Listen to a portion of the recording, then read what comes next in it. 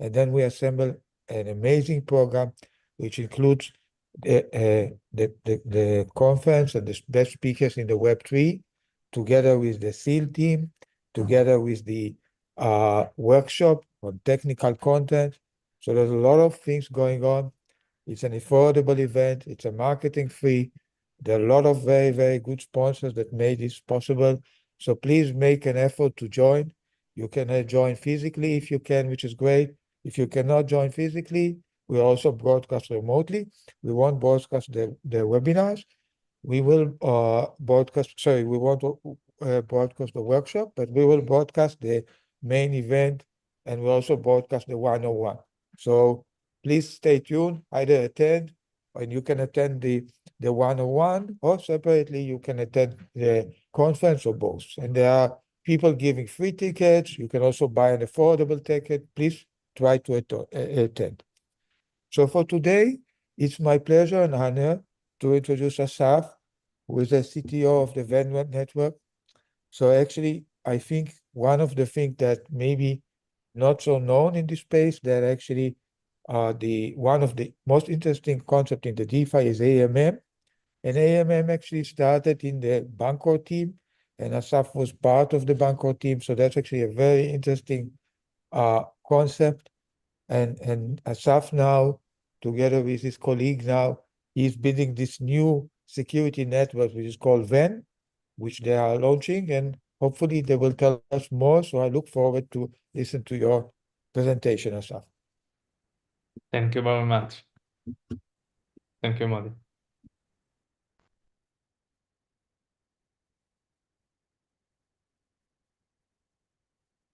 So I will start with a presentation of the network and what it's about, where it came from, and everything. Of course, at the end of it, you can ask more questions if something is not completely understood, and I will elaborate on everything. I will start by showing my screen. Give me a moment.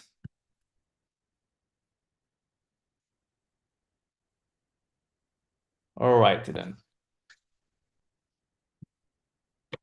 Jump into the start. So, like Molly presented, I was in the foundation team of Bancor, and it was one of the first dApps of maybe even one of the first dApps of DeFi. And back then in 2000, we started in 2016, and we launched the ICO in 2017. And on 2018, we had a very big hack that eventually still the hacker stole more than 10 million, something like $11 million. At the beginning of that, he was able to steal 20 million. We were able to return half of that, and to save more than $300 million that were locked inside the AMM. It was the first DeFi hack. Of course, we had a few more hacks. The biggest one was the DAO, of course. But for the DeFi ecosystem, it was the first one. So of course, back then we also started to face front running and front runners, the beginning of front runners. So we had a lot of security issues to tackle. And since then, me and my partner started to think more and more about how to create a resilient system to secure the smart contracts that deploy to the network. And eventually, and we will explain why we came with that approach. Eventually, we came with the security network. The most decentralized way to secure chains and dApps all over the ecosystem. So I will start with where is the problem. So of course, it's not something that's going to replace audits or to replace other measures that dApps are taking to secure their smart contracts.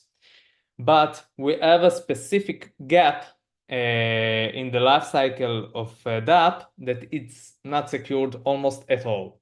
It's the phase between the deployment and the hack itself, the changing of the state on chain. We have, of course, the audits that every smart contract developer must do before they deploy their own contracts. We have, of course, all the unit tests, the fuzzing, formal verification, of course, and so on, that they need to do also before they're deploying their smart contracts. Then comes the deployment, and we have monitoring and incident response. Those can't prevent, most of the cases, they can't prevent hacks. Some of the hacks that happened in the last few years, they can prevent because the hacker just was lazy to send the first transaction that create the smart contract that they are going to use to hack. And after that, to use that smart contract to hack and send the money to wherever they want to. But all of that can happen in one transaction in private mempool, and just like that, to steal the DApp money without any monitoring can prevent that. So we need something that sits on chain that can prevent the change of the state inside the blockchain. So this is the area where the gaps in. We do it with something that's called on-chain firewall. We combine somehow also off-chain part and also on-chain part to be able to prevent malicious transactions. The on-chain part actually prevents the transaction, but it has its own limitations about recognizing if a transaction or if a specific call is malicious, and so on and so forth. So to do that, we combine the off-chain capabilities with the on-chain abilities to block transaction. Even if it's completely out there without any specific source that can stop transaction from going into the nodes.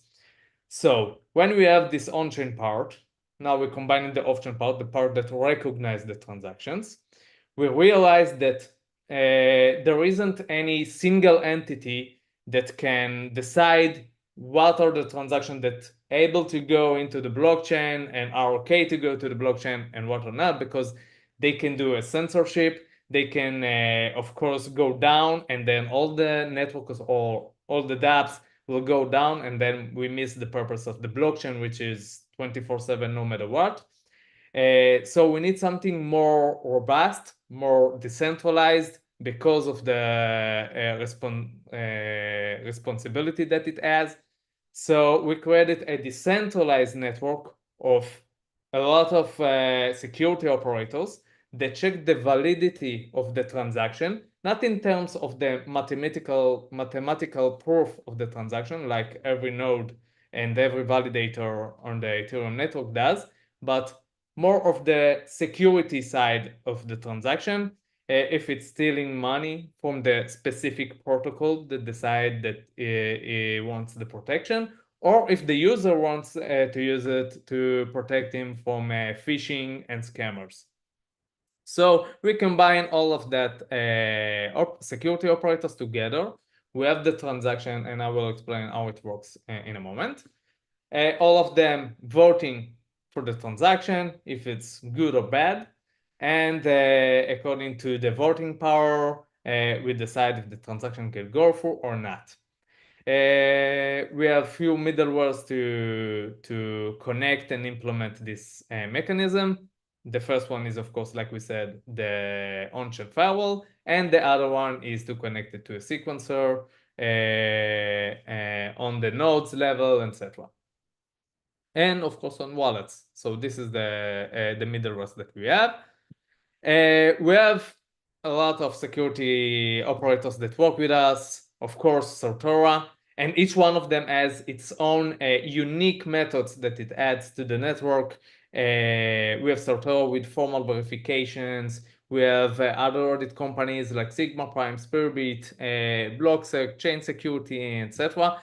fuzzling, of course, and each one of them adds their own unique mechanism to decide if the transaction is okay. This way we have, like with every security system, we have layers and layers and layers of security that each one of them can cover specific areas, and this way when we have all these layers, we can cover most of the areas of the exploits that are we have in the smart contracts, and not only in smart contracts. I will explain more later.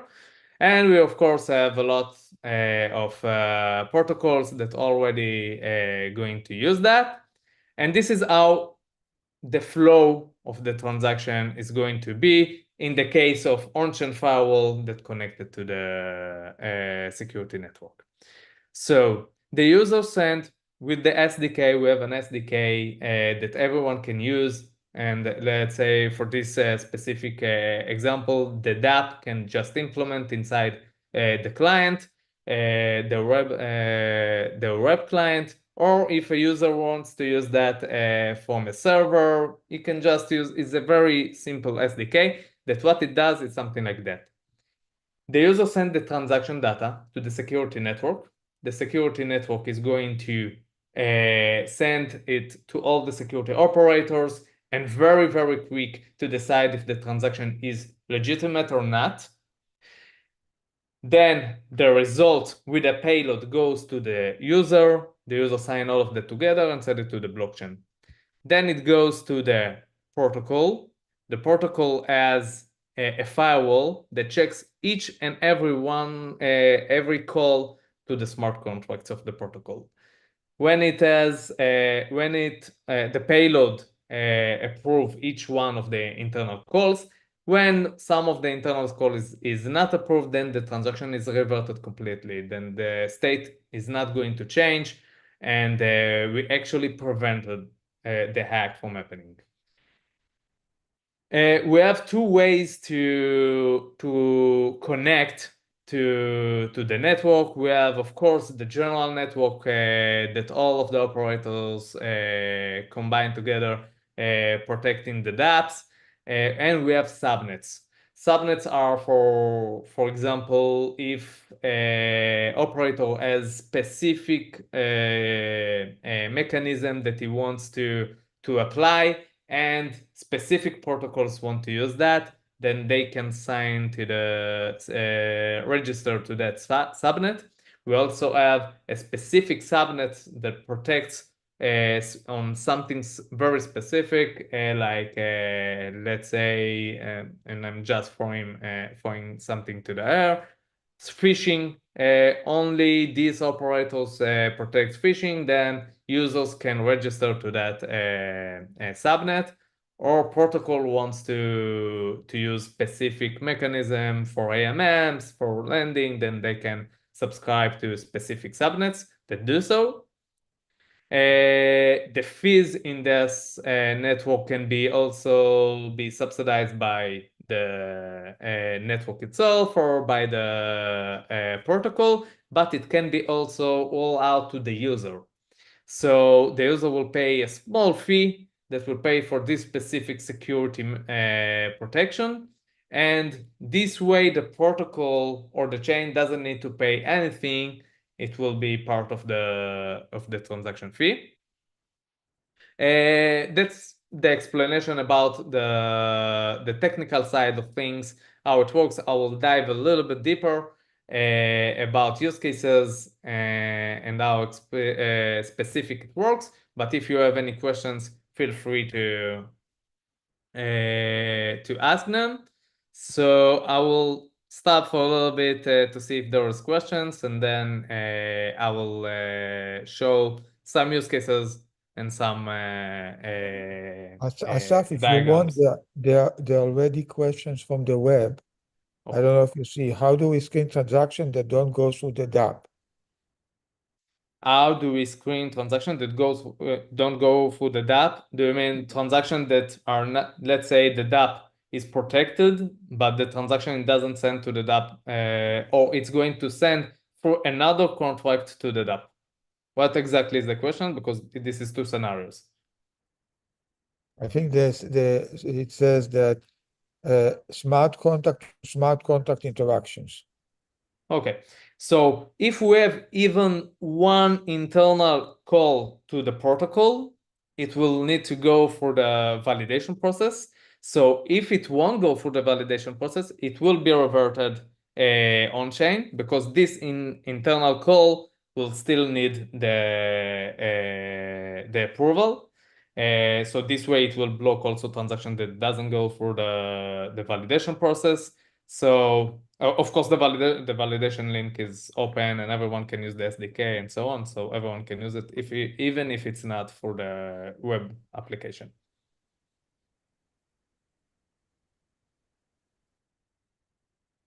Thank you. Okay, so I will show some more diagrams maybe to show how it works. One moment. Another thing, before I jump to the more technical side, we are now on the testnet, launching the testnet of this network.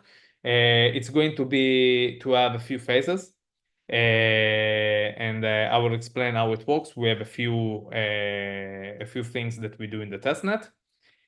The first thing that we do, we deployed the operators with the mechanism that we built inside the operator. Of course, they can add their own logic and so on.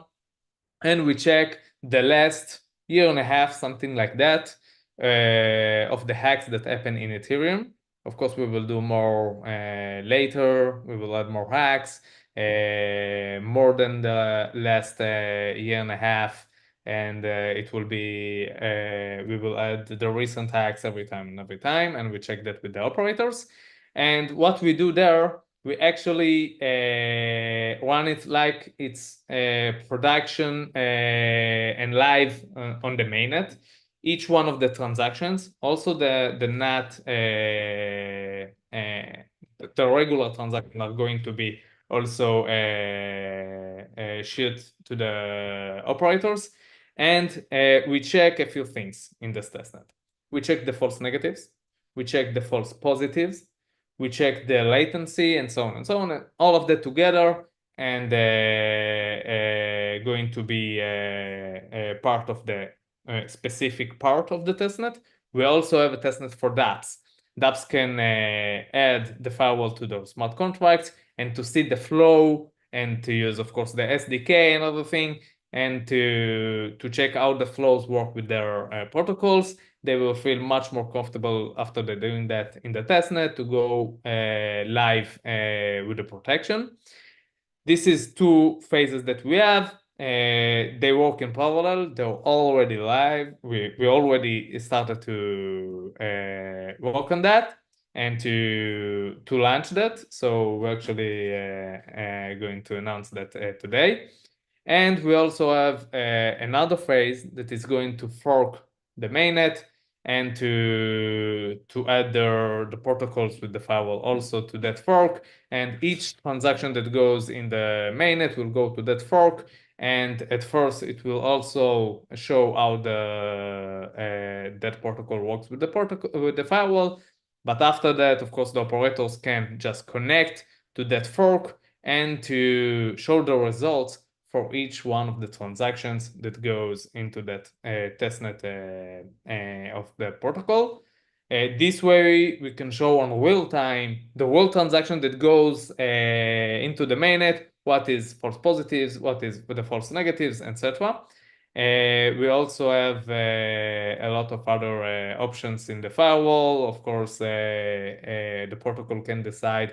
The on-chain firewall is very flexible, very modular, so they can decide, for example, if they want only transaction that goes for the smart contracts and then to the protocol to go for the firewall, and all the others, EOA, for example, that goes directly for their web app will go without the firewall. This can sometimes reduce some of the gas fees and so on. And they can add even more and more logics that they want to add to the network. For example, if someone is withdrawing from, let's say, above $1,000, then they will need to go through the firewall and so on and so on. It's very modular. Everyone can add any logic that they want. So we have all of that in the testnet. Everyone can add their own logic. They can test the firewall, the functionality, and everything. They can see the results we will publish all of that, the results of the testnet.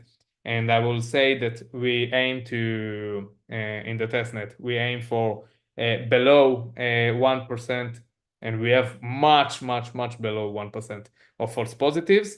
False positives means that a transaction is flagged as malicious, but it's not. We aim to less than 10% of false negatives, and we have, of course, much less than that. False negatives mean that the transaction is malicious, but we didn't recognize that. And we have, I will go over all the variants of the variety of exploits that we have. So this is the second thing, and of course the third thing is the performance.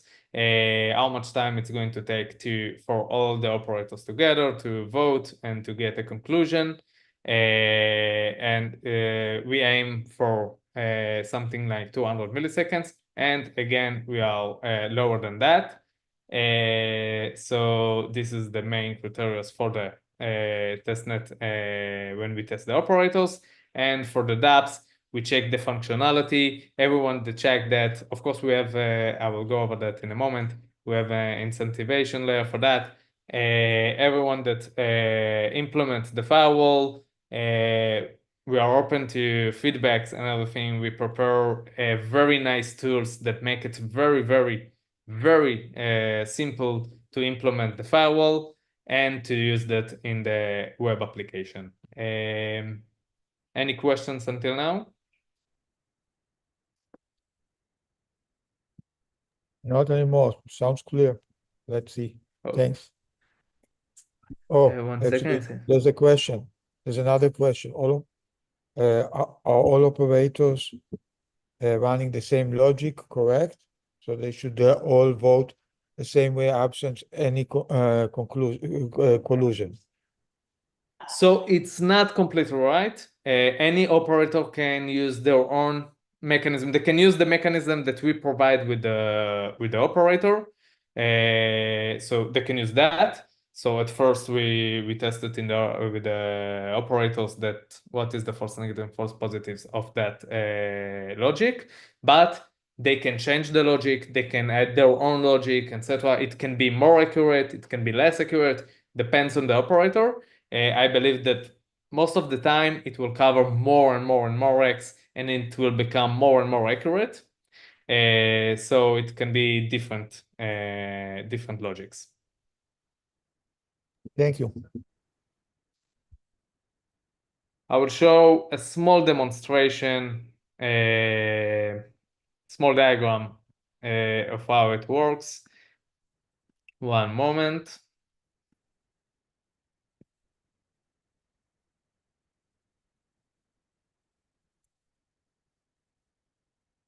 Sharing my screen. Okay, this is it's ELI 5 of how it works. This is a regular user sending his transaction data. It will go to the network. He will get an answer, and then he can send it to the blockchain. And the hacker will try to send it. Of course, the vote will be not to pass that, and it will be blocked on the blockchain. It works pretty much the same as estimate gas. So every transaction that goes to the network goes first to estimation of the gas, and then the user can send it. It works pretty much the same.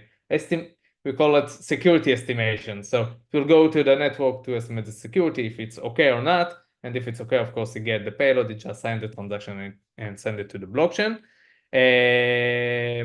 I will go over another thing, the lifecycle of the transaction, what I mentioned now, maybe in a sequence diagram, just for it to be a little bit more clear.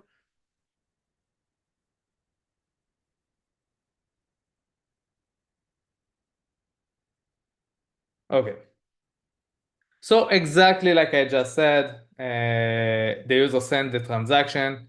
This is how it works on-chain. This is the on-chain firewall part.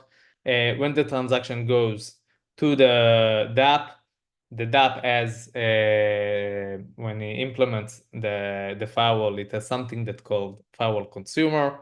It's just something that the contract is inherent and inherit, and it's add modifiers to the functions that the protocol wants to protect.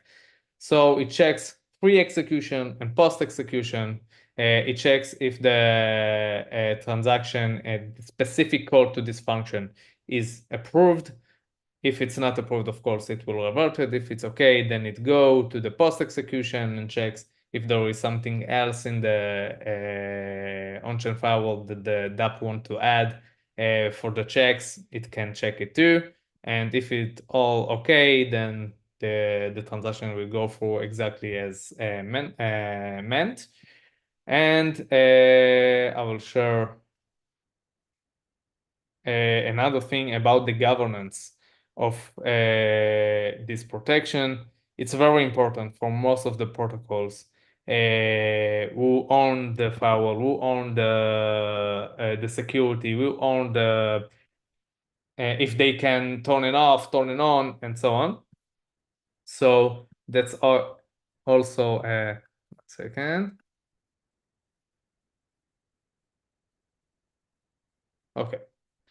So this one, for example, explains the ownership over each one of the parts that we have in the firewall. If something is not completely understood, then feel free to ask, and we have all of the explanations in the documentation. I'm trying to do it as simple as possible and to cover all of that in 10 minutes, something like that, just to be able to explain all of that.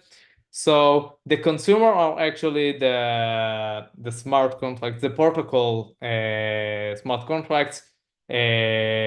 So the firewall admin is, of course, the protocol admin. It can be the governance. It can be even the multisig of the protocol. It can be everything that the protocol wish to be the owner of the security of the protocol. We wish the DApp to take the firewall admin to be a different entity or a different multisig or a different EOA. It can be also EOA. A different owner than the general owner of the protocol, but the protocol owns of course, the consumers. Then we have the firewall itself. The protocol, we deployed the firewall, so it's going to be a firewall that no one will own that. It's going to be just a router in some kind of the checks. So there will be no owner to that router, but we can also deploy a firewall that we are the owners. Depends on the protocol, what they decide. It can be the owner of the firewall, whatever decide, we can deploy it for him, and he can deploy by himself. And of course, the policies, the policy admin will be also the protocols owner. So it can be the same as the firewall admin. So basically, the firewall admin can be the owner of all of the three, or the policy admin and and the consumer. So this is for the governance of the security. And of course, the checks that happen off-chain will be decentralized to all the security operators. So the protocol can decide to choose a subnet to decide which are the operators that are going to check his transactions. But it can also go to the Venn general network, and then everyone will check his transactions, and he can't decide who are the ones that are going to check the transaction. Of course, each one of the operators staking amount in the network, and of course there's slashing and rewarding according to the performance of that operator. And I see that there is a question. another. There's Yeah. another question. Is there incentive for an operator to invest in R&D to improve their detection logic above and beyond what you provide them? What are the incentives? Yeah, so I actually touched that a little bit in what I said in the last minute. So the operator, if he is rewards according to its performance, so we provide with a very good logic, but we believe that when everyone is joined to the network, then they can be much more accurate. It can create much more logics that cover all kinds of exploits together and so on. So when they are more accurate, they get more rewards. This is one thing. Another thing is the subnets. So if they have their own logic, then protocol can register to their own subnets. Then they can create a different pricing. They can create, for example, if a security check for the regular transaction in the general Venn will cost something like 0.001 or 0.1 cent, for example. Then on the subnet, it can be anything that the operators decides to. So it can be, if it's very, very heavy lifting logic, and it can be $1, for example, for transactions. So for example, if that subnet is for admin calls or for changing the configuration of the smart contracts and so on, and the protocol registered to that subnet, then this transaction will happen a little bit less, but this specific operator will get much more fee for each transaction. So that depends on the market. We'll just provide the infrastructure, and then everyone can add their own logic and the customer base also to that infrastructure. And this way, yes, there is incentive for each operator to build more and more accurate and relevant logic. Thank you. And a little bit more about what kind of logic that we provide, just to add to that question. What are the logic that we provide, and what can be even more than that? So we provide a regular generic. It's a very good. We think that it's supposed to be every dApp needs to use that generic logic somehow. So we provide generic logic that mean to prevent price manipulation and reentrancy attacks and bugs in the code and so on and so on and so on. But we can't protect all of the exploits, of course. We trying to protect when we have the prevention mechanism. Most of the acts can be detected, of course, when we do it afterwards. But we can detect each hack binary if it was or wasn't a hack. So it's achievable. And we believe that with more and more operators that combine more and more logics, we can cover 99.9% of the hacks. For example, like I said, admin calls and change of configuration in smart contracts. There's a few operators that this is their specialty. They have this profession to do that, to detect if this is okay or not. We have even when we have admin calls that using multisigs and so on, then some of the operators are very, they have very special abilities for that.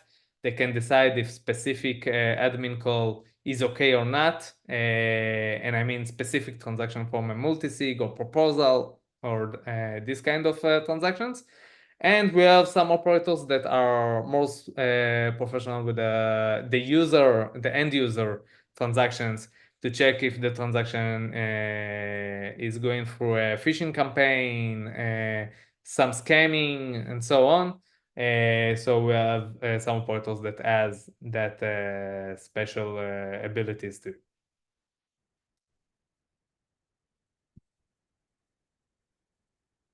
Oh, I see another question. This one is a long one.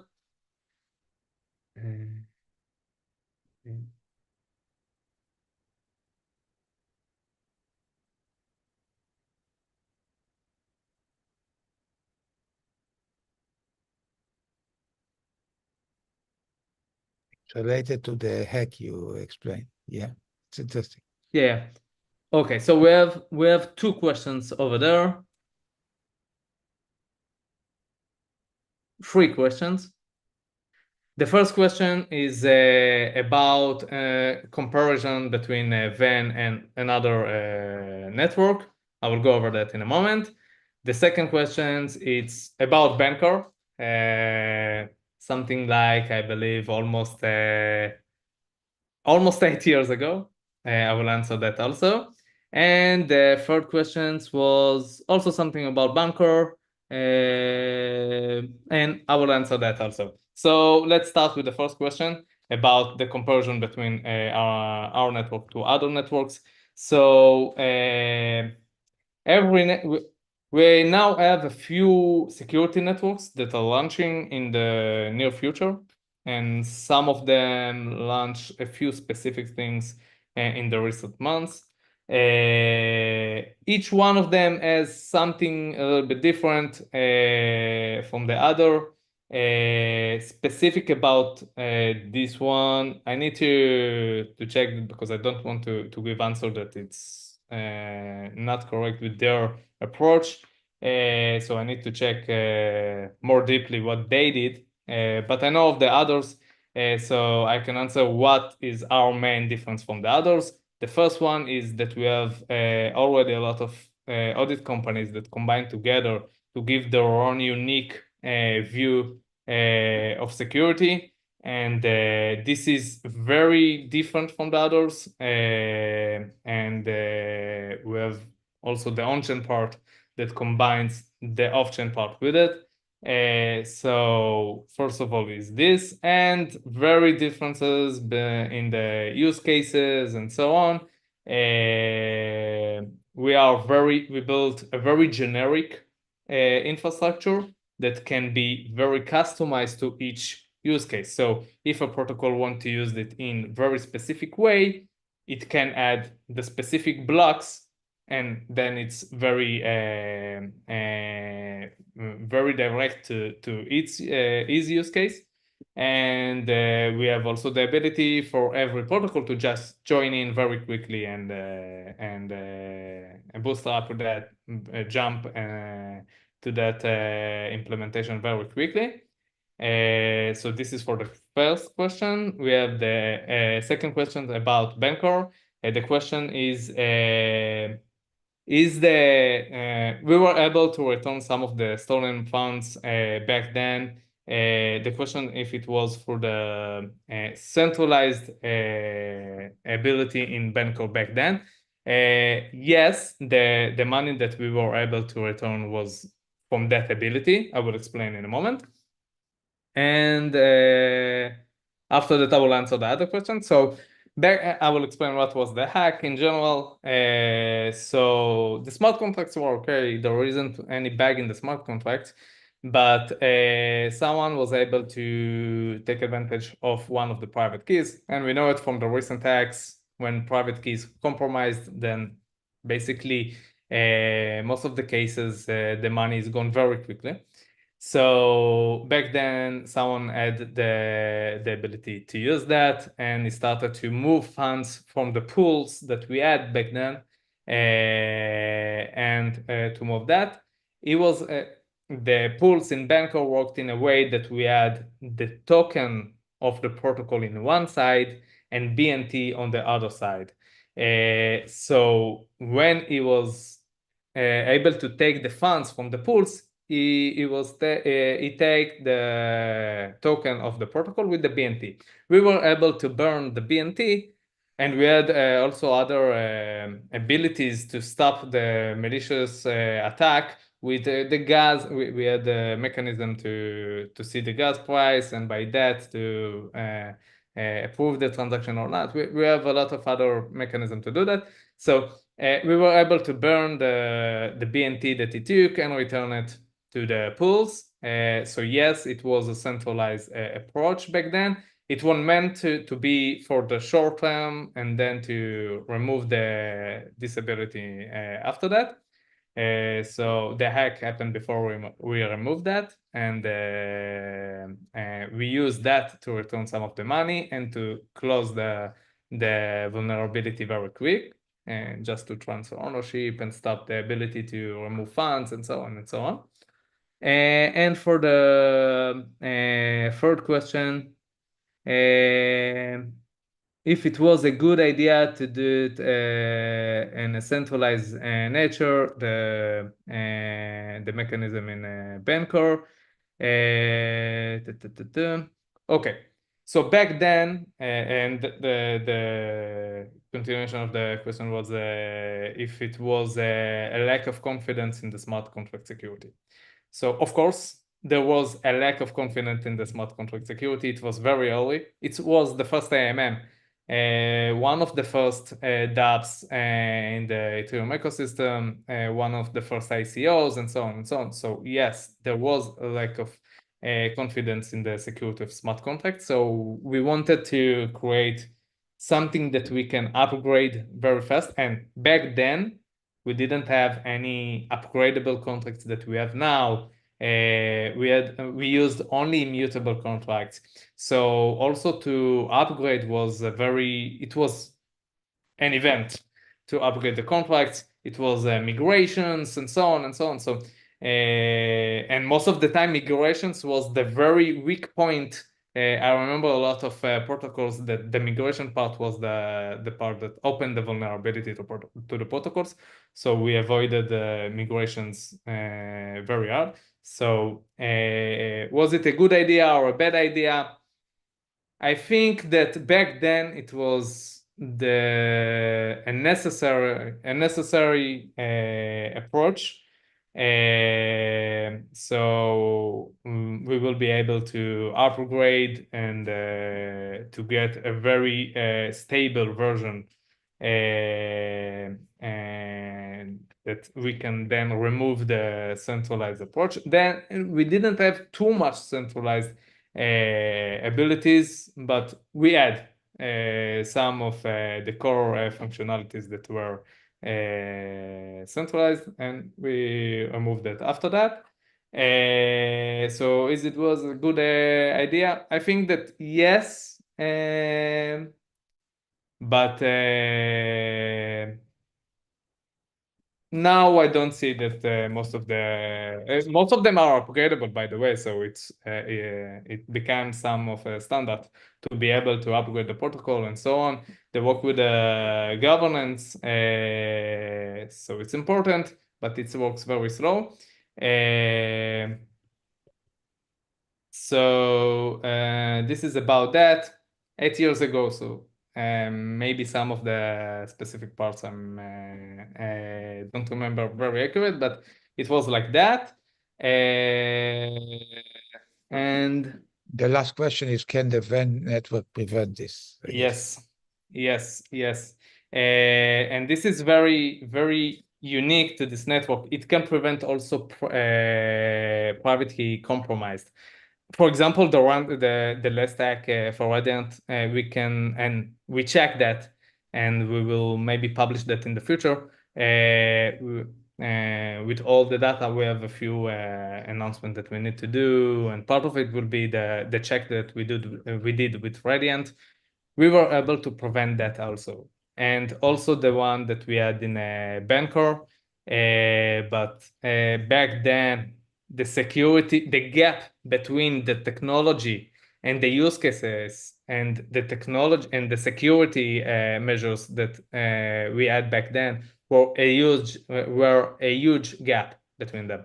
So now we have more, and with the security network and the on-chain firewall, we have almost the same ability that we have in the other ecosystems to stop malicious attacks and not just pray that the money won't be stolen from the DApp. So yeah, we were able to stop that if Venn were available back then.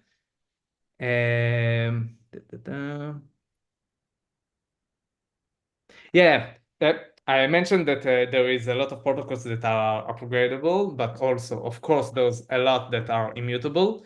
And also, some of the contracts that we have are going to be immutable. Not all of them, I believe, when we go live, but the main ones, we tend to make them immutable. In the testnet, they are immutable. And on the mainnet, there will probably also, it depends on the protocol, of course, and I mean the firewall, the policies, and so on. So it depends on the protocol. You can decide to use the mutable or upgradable one. So we believe my vision is that the blockchain, the nature of the blockchain, is supposed to be immutable. It's supposed to show, to be very transparent with everyone that see what it's on the blockchain, and to show exactly what is the code, and that no one can change it. So upgradable contracts a little bit remove that ability of the blockchain, but they are important in some of the cases. For example, if a contract is upgradable, and maybe in the first phases, it needs to be upgradable to deploy more and more features in a timeline that it's, for example, in Web 2, you know that you have MVP, and then you go with another feature, another feature, another feature, another feature, until you are stable enough. You have a beta, alpha, and then a beta, and so on. So we don't have that with immutable contracts, because we then need to do a migration. It's a very, very slow improvement of the protocols. So I believe that we need something in between. Upgradable at first, and then to move and to renounce, for example, the ownership, and then you can't upgrade the contract anymore. And then basically it's immutable. This is my cat, by the way. So this is my thoughts about that. And of course, we have a few protocols that are immutable, and they are There's with us another for a question. long time. There's another. And okay. Oh, yeah, this is a very, very important question. So we have, of course, everyone can turn off and can turn on again and turn off again and so on the firewall entirely. So yes, this is the short answer for that. We also have the ability to, we call it dry one, the firewall. You can deploy it with the firewall, not stopping the transaction, just emitting events, and to see the performance of the firewall, to see if there is, let's say, a lot of transactions that you didn't want to prevent, and the firewall emitted the event that it prevented them, and so on and so on. So you can run it with a dry run mode, for example. But yes, you can turn it off and turn it on as you need it. Great. Do we have another one? I don't see. Okay. A few more abilities that if you look in our repo, for example, you will see a few more abilities that we provided in that repo with the, we call it policies. So we have the on-chain, we have policies. One of the policies is the one that connects to the Venn network. This is the main one. We think that this is the best option to go to. It will connect it to the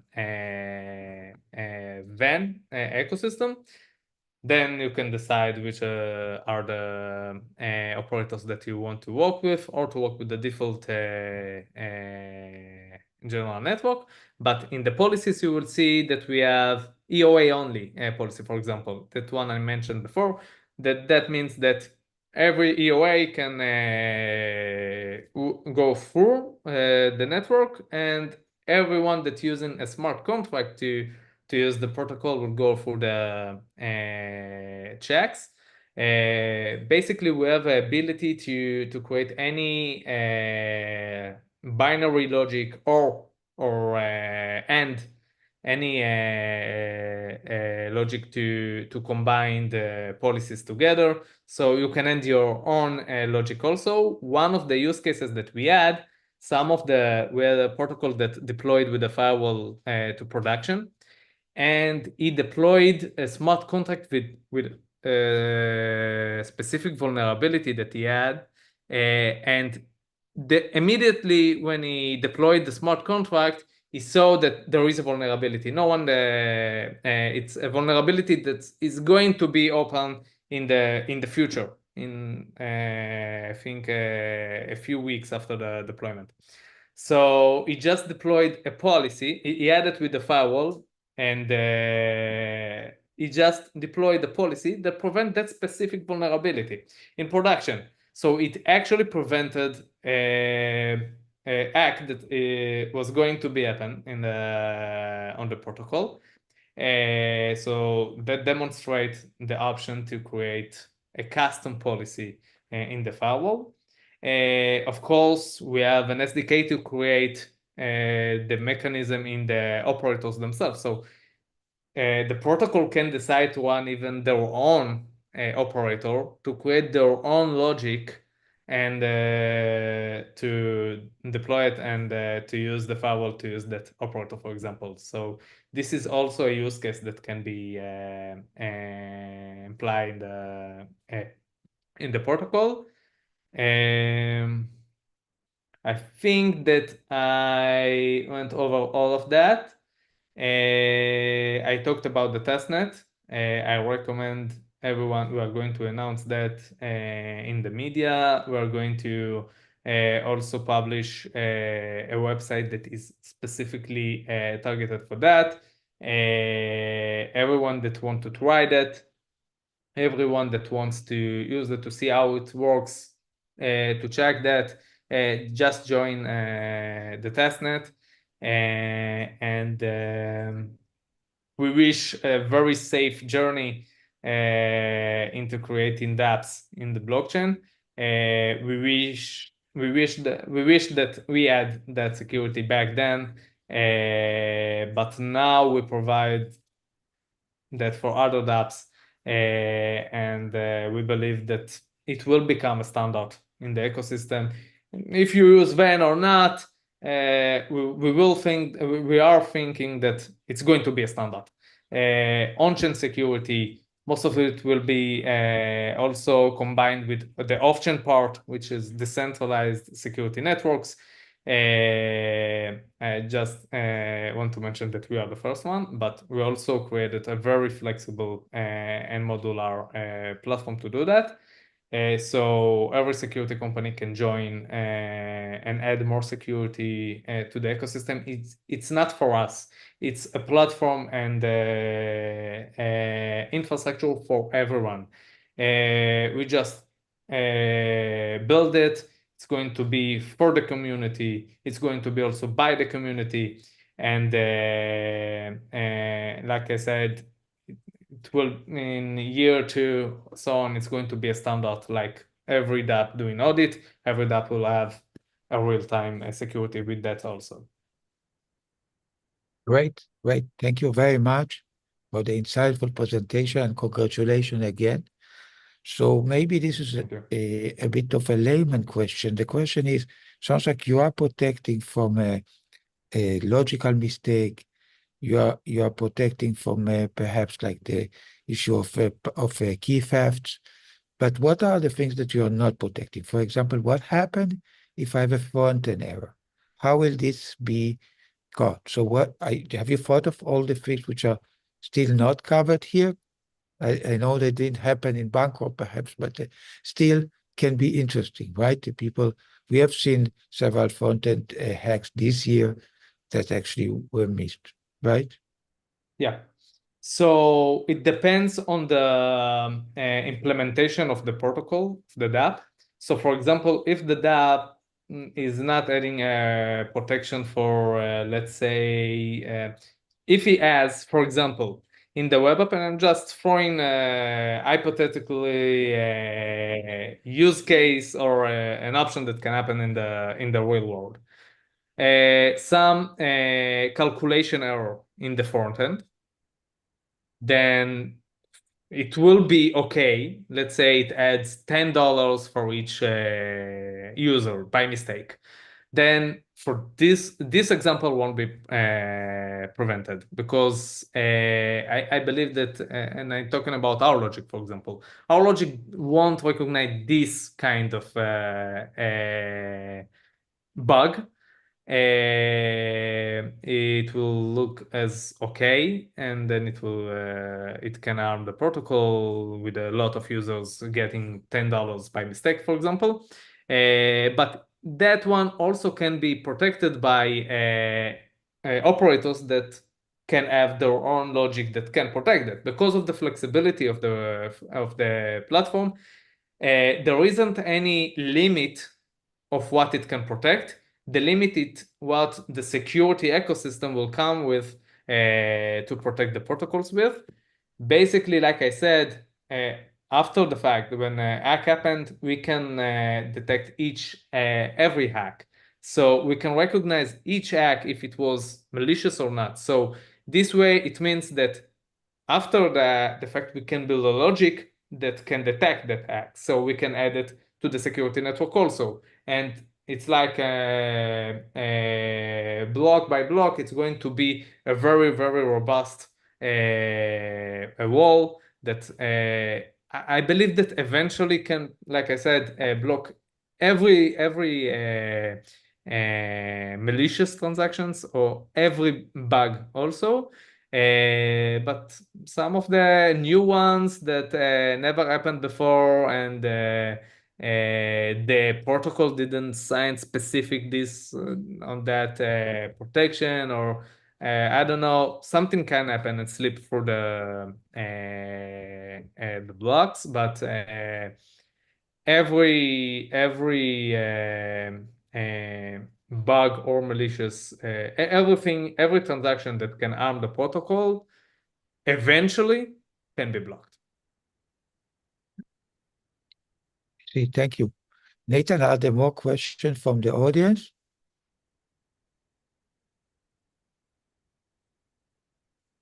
I don't know if Nathan is there.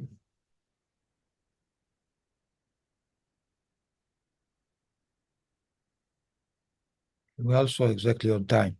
So thank you very much, Asaf, for the audience, and for Asaf. Hope to see you in a week in DeFi Security Summit, and anyway, or listen remotely. And thank you very much. Thanks a lot. Bye.